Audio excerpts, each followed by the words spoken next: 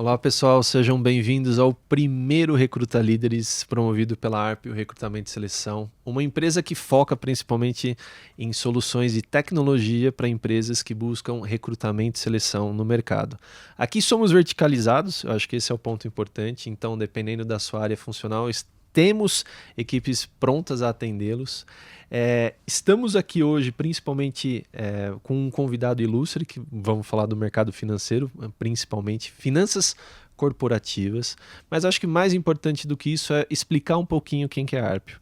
Então hoje você que busca uma nova oportunidade de emprego, nós temos o jobsarpio.com.br, que lá você encontra todas as opções que temos hoje de vagas. Se você é uma empresa que também busca um recrutamento especializado, focado em tecnologia e em processos humanizados, cá estamos também. Você conhece mais sobre a gente em arpio.com.br e vamos para o nosso convidado de hoje. A gente tem ali as competências, né, técnicas comportamentais que compõem ali você como profissional. A gente tem as variáveis de mercado, que é exatamente isso que a gente está falando de macroeconomia, que um governo, outro governo, um tem uma direção, outro tem outro, e a economia vai de um jeito, vai de outro, muito influenciado. Uma vez eu vi um economista falando que um fator isolado do outro lado do mundo pode mudar a vida de quem mora do outro. Sem dúvida, mas vamos falar aqui de algumas coisas, a gente leva a isso. No fim das contas, a gente falou aqui de como condições macroeconômicas viabilizaram alguns projetos de escala de energia. Você imagina o seguinte, não é só o fator de você estar conseguindo trazer energia de uma forma mais barata para grandes usuários de energia, por exemplo. Ou se você vai para GD, pequenos usuários de energia, de uma forma muito mais econômica. Mas você está trazendo uma energia que é renovável, então tem tudo a ver com aquela sigla ESG, né? Environmental, Sustainable e Governance. Então, assim, isso é importantíssimo. E você está trazendo inovação para um setor, no caso de energia, que não tinha inovação há muito tempo. Se você olhar a trajetória de energia dos anos 70, 80, 90, início da década dos anos 2000, e para o que aconteceu de 2015 para cá, é brutal, é exponencial a mudança. E isso está trazendo uma participação cada vez maior na mudança de uma situação, de um paradigma mundial mesmo, em que você tem uma energia muito mais competitiva, sendo solar, por exemplo, no Brasil, do que você tem na Europa ou Estados Unidos. A posição geográfica. A posição geográfica, a irradiação nos lugares em que você tem menos produtividade, então você tem um custo de terra muito mais barato, numa irradiação muito mais alta, você tem uma posição equatorial que possibilita que o desvio padrão da energia ao longo do ano seja mínima e a volatilidade dessa energia seja pequena para você possibilitar que você tenha perpetuidade desse negócio sem maiores sustos em termos financeiros para os projetos. E aí você pensa assim, cara, todo mundo está ganhando com isso, o Brasil está ganhando com isso, o investidor está ganhando com isso, o cliente final está ganhando com isso, mas até mais do que isso. Aí a gente entra na questão macroeconômica mundial. Você tem uma guerra entre a Ucrânia e a Rússia que faz com que o preço do gás e o preço do petróleo se eleve para cacete. E aí você tem a condição de investir em hidrogênio verde no Brasil, que vem de uma fonte renovável, para você poder, eventualmente, até exportar energia para a Europa, substituindo esse gás que eles estão comprando, que não só é de uma fonte não renovável, mas é caríssimo para eles. Então, hoje, ainda estamos numa fase em que o hidrogênio verde ainda está se provando viável financeiramente. Legal. Mas olha para onde a gente está indo em termos de inovação e olha para onde a gente pode ir ainda mais. Eu sempre me lembro de uma história de de tecnologias que são game changers. E eu comecei a ver isso na Braskem, lá atrás, quando eu passei por lá, que era uma empresa extremamente inovadora na época. Mas depois disso eu vi em várias empresas vertentes para isso. Uma das coisas, por exemplo, foi que quando eu comecei na EDP pela segunda vez, já como diretor da EDP Soluções, a gente não sabia se energia solar ia ser viável ou não. Começamos do zero e se tornou extremamente viável. A gente não sabia se geração distribuída ia ser um business ou não. Começamos do zero e hoje a EDP, se não é o maior, é um dos maiores, dos players. 3 maiores players de GD hoje do país. Em geração centralizada de autoprodução, por exemplo. Também, mesma coisa. Lá atrás, a autoprodução tradicional era muito usada por grandes empresas como CSN, Votorantim. Mas a não tradicional precisou de várias mudanças e inovações nestes últimos anos para se tornar extremamente viável. E aí a gente começa a entrar numa parte mais de inovação que vai exatamente nessa linha de mudança exponencial de energia que só é viável com as premissas macroeconômicas e com grandes realizações dentro de corporações. Tipo, mobilidade elétrica. Olha o quanto o mundo mudou em termos de mobilidade elétrica nos últimos 3, 4, 5 anos. Eu comecei a olhar a mobilidade elétrica fazendo palestras junto com o pessoal da BYD quando eu estava na EDP, focado no recarregamento do veículo elétrico e no fornecimento da energia mais barata para que o total cost of ownership do veículo elétrico fosse mais competitivo. Fosse viável. E isso, olha o quanto isso evoluiu nos últimos tempos. Na época, muita gente achava que a gente estava falando coisa completamente fictícia, de que o mundo ia mudar por uma forma de carros com cada vez menos combustão e mais veículos elétricos. E não foi isso. E mais, a gente falava de coisa na época que era completamente surreal. Tem gente que dizia que a gente era louco de pensar no que a gente estava pensando.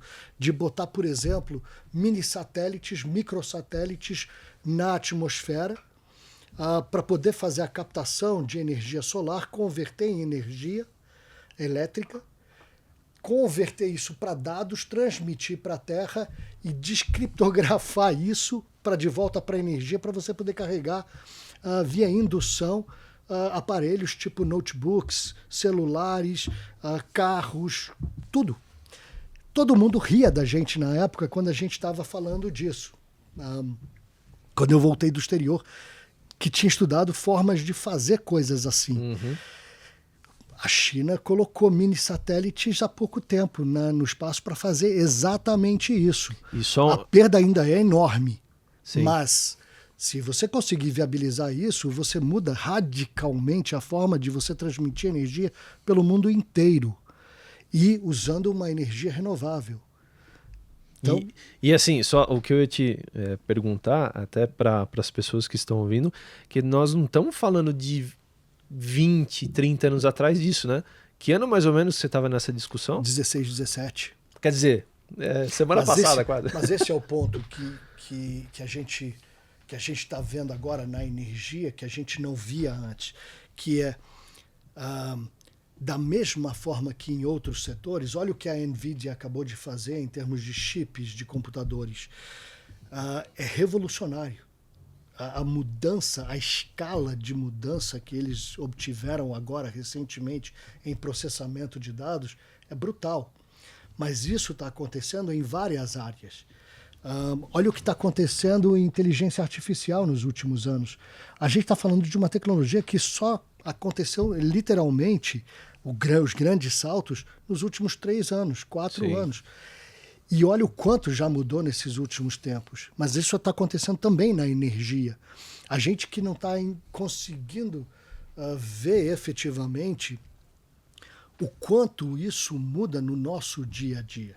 E outra coisa, a questão do consumo de energia. Uma que a questão do carro elétrico já é uma realidade, para algumas pessoas é uma realidade. A tecnologia ela vai exatamente evoluindo. Se a gente pegar os motores da década de 70, nós estamos falando de 5 litros de volumetria cúbica, 7 litros, e hoje em dia a gente está usando 1.0 super alimentado, uma eficiência. Eu quero trazer a imagem da evolução tecnológica. Isso que você está dizendo é a mesma coisa voltado à energia. E mais, até se eu me recordo bem, acho que foi anunciado essa semana passada, Microsoft junto com parceria com a OpenAI, parece que eles vão construir um computador super mega power potente de, acho que na casa histórica de 100 bi de dólares para 2028, imagino eu, 2030, de novo. É uma reportagem que eu li e estavam falando que o consumo de energia só daquele computador, supercomputador, é equivalente a uma cidade de X mil habitantes. Quer dizer... Mas esse é exatamente o ponto. Ou seja, você fala de criptomoedas, você fala de energia. O principal insumo de criptomoeda, de mineração de criptomoeda, é energia. Então você tem uma sinergia grande com isso. E o fato de você não ter tido saltos grandes de inovação anteriores a estes últimos anos mostram que a gente tem um espaço de conquistas novas enormes. Então, isso vai de espaço, isso vai de encontro com a tua pergunta com relação à parte macroeconômica, porque você tem que ter condições macroeconômicas para você fazer os investimentos e dar retorno para os investidores que estão botando equity nos projetos. Você tem que poder trazer os fatores de meio ambiente, sustentabilidade via esses investimentos. Você vai trazer energia num custo mais barato e mais sustentável. E provavelmente, se a gente estiver falando de transmissão de energia sem fio, imagina a gente morar num mundo sem tomada, morar num mundo sem postes de energia. A gente só está falando aqui de energia. Sim. E aí a gente vai de encontro com a tua segunda pergunta, que é a questão dos accomplishments. Então, imagina você poder olhar daqui a 10 anos para trás e dizer, cara, eu estava envolvido naquele projeto. Exemplo, essa história dos microsatélites, eu tive em reunião com o CFO e o CEO da Google X em 2017, sentado em São Francisco discutindo isso. Isso é legal. Então, quando eu voltei para o Brasil e eu contei isso para o meu time ficou de olhos arregalados. Mas o resto do mundo que ouviu o que a gente estava falando estava dizendo que a gente era louco de pensar numa coisa dessas. Hoje, cada notícia que sai deste negócio, o meu time daquela época me manda por WhatsApp, olha aqui, ó. Olha que legal. E todo mundo dizia que a gente era louco, hein, cara? Qual a sua previsão mais usada para o futuro do setor de energia nos próximos 10 anos? Eu vejo um crescimento continuado exponencial. Até mesmo por conta da mudança matriz energética que a gente vive, certo? Eu acho que sim. Eu acho que você tem, primeiro, a energia solar não chegou no topo no ápice da onda. Então você ainda tem um espaço enorme. O diferencial tecnológico na energia solar é muito maior do que o diferencial tecnológico na curva de energia eólica, por exemplo. Então você tem ainda uma possibilidade de crescimento muito maior por real investido. Você tem inovações tecnológicas que vão trazer grandes saltos, seja em hidrogênio verde, que você pode usar como uma forma de transmissão não convencional. Você está transmitindo moléculas e não elétrons de um lugar para outro.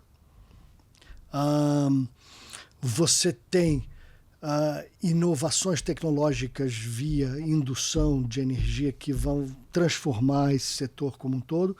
E você tem tecnologias de baterias que vão possibilitar a perpetuidade de energia solar e eólica, e especialmente o uso disso em veículos, em casas, off-grid, enfim, N funcionalidades. Então, assim, eu acho que a energia ainda tem 5, 10, 15 anos de grande crescimento que não teve nos primeiros 70, 80 anos dela, mais até. Eu acho que algumas visões, é engraçado, algumas visões originárias de Tesla, lá de trás, agora estão se realizando. Estão sendo realizados. É aquela história lá dos microsatélites na atmosfera. Quando você... Eu me lembro de estar sentado numa sala vendo um programa de inovação da EDP, na época, em 2008, 2009, e eu dizia, por que a gente não consegue botar um Wi-Fi de energia? Cara, não existe por isso. Onda, a transmissão. Não, você não tem como botar a transmissão de energia porque você leva um choque no meio do caminho e você morre. Então, era esse o dilema do Tesla. Ele queria fazer energia transmitida pelo ar e você matava a pessoa que estava no meio do caminho. Então, não tinha como fazer isso. Mas, cada vez mais agora, a gente está chegando a tecnologias que possibilitam fazer esse tipo de coisa. Então, quando eu voltei para a EDP na minha segunda rodada e a gente fazia alguns exercícios que eu chamava de sessões caóticas, que era juntar todo mundo numa sala, botar pão de queijo e água e dizer, gente, comecem a conversar e vamos trocar ideias e ver que ideias a gente consegue tirar, extrair dessas discussões completamente sem regras, sem objetivo, e a gente sempre saía com algumas inovações grandes naquelas discussões. Então, esse tipo de caos leva a desenvolvimento de novas tecnologias, e eu acho que é isso que está acontecendo cada vez mais com o setor de energia. Eu acho que vai continuar, tanto que de 2015 para cá eu só fiz energia, enquanto que no resto da minha carreira eu tive grande diversidade. Eu tive em energia antes, de 2008 a 2012, mas de 2015, 2016 eu voltei para energia e não saí mais. Por quê? Tem ainda um grande crescimento a ser capturado. Que legal. Kaká, mais que satisfeito aqui. Obrigado. Eu te agradeço o momento de atenção. Você passou por todos os pontos que eram de grande importância, tanto da sua carreira, do teu atual momento, a conversa com o pessoal de RH, conversa com os profissionais que estão em ascensão na carreira de finanças corporativas, e principalmente possíveis investidores, né, para o grupo Ibira, vamos dizer assim. Te agradeço demais. Tem algum ponto que você quer trazer aqui? Não, só quero agradecer a oportunidade. Foi um prazer estar com vocês aqui hoje à tarde, e agradecer a Arpio por essa chance da gente trocar uma ideia que e legal. Talvez levar alguma coisa a mais para as pessoas. Que legal, que legal. Te agradeço demais. Pessoal que gostou, quer saber um pouquinho mais, é só entrar no arpio.com.br. Lá você conhece um pouquinho mais da nossa plataforma integrada. Se gostou principalmente, quer mandar o seu currículo para a gente, eu acho não, temos o canal específico, que é o jobs.arpio.com.br. Então, jobs, jobs.arpio.com.br. Você consegue a comunicação com a gente. E se você é empresa, gostou também do conteúdo aqui produzido, é só entrar em contato com relacionamento@arpio.com.br. Estaremos à prontidão para tirar qualquer dúvida, explicar um pouquinho mais das nossas soluções. E o meu muito obrigado, Kaká. Obrigado a você, cara. Valeu. Valeu. Obrigado.